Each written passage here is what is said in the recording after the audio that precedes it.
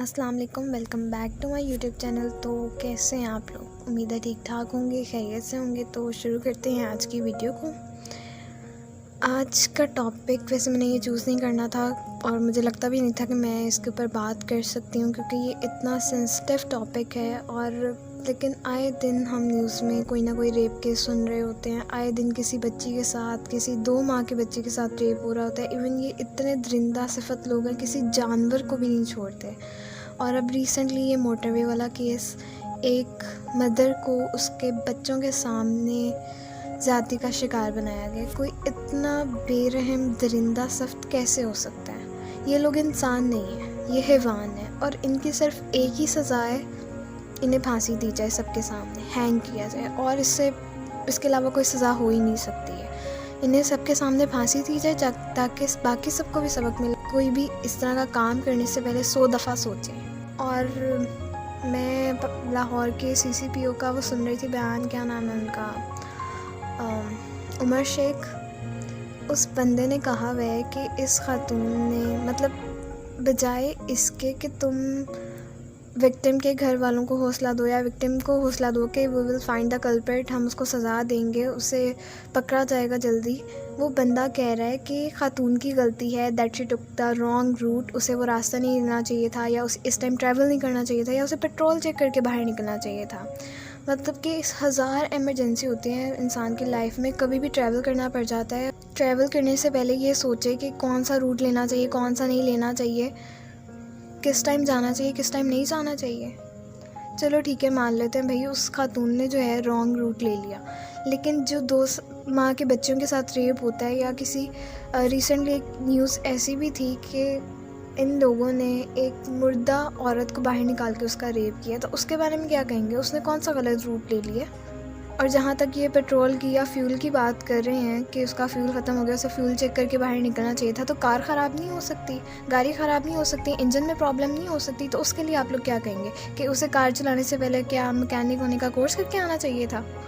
अजीब मेंटेलिटी इन लोगों की, मुझे नहीं समझ आती। ये लोग कब समझेंगे कि रेप में विक्टिम का, उसकी ड्रेसिंग का, टाइमिंग का कोई लिंक नहीं है। इसमें सिर्फ़ और सिर्फ कल्प्रिट का, जो रेपिस्ट है, उसकी मेंटेलिटी का लिंक है। और उसे ही सज़ा मिलनी चाहिए और उसे ही ब्लेम किया जाना चाहिए। उसकी हवस और उसकी दरिंदगी की वजह से रेप होता है। इसमें विक्टिम का, उसकी एज का, उसकी ड्रेसिंग का, या वो किस टाइम बाहर आ रही है, क्या कर रही है, इस सब का कोई लिंक नहीं है।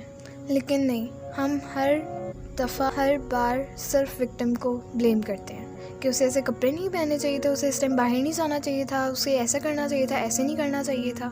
और इस जाहिल इंसान ने, इस पुलिस ऑफिसर ने, जो लाइव टीवी पे, न्यूज़ चैनल पर आके बोला है, इसने इतनी सारी बंदियों को डिस्करेज किया है जो पहले ही अपनी इस तरह की प्रॉब्लम या किसी हरेसमेंट का शिकार हो रही होती हैं और अपनी प्रॉब्लम शेयर नहीं कर पाती। इसने उन बंदियों को और ज़्यादा डिस्करेज कर दिया कि यार तुम सही करती हो, तुम्हें अपनी प्रॉब्लम शेयर नहीं करनी चाहिए, क्योंकि अगर तुम अपनी प्रॉब्लम शेयर करोगी या किसी को बताओगी कि तुम्हें हरास किया जा रहा है, तो आगे से तुम्हें ही ब्लेम किया जाएगा।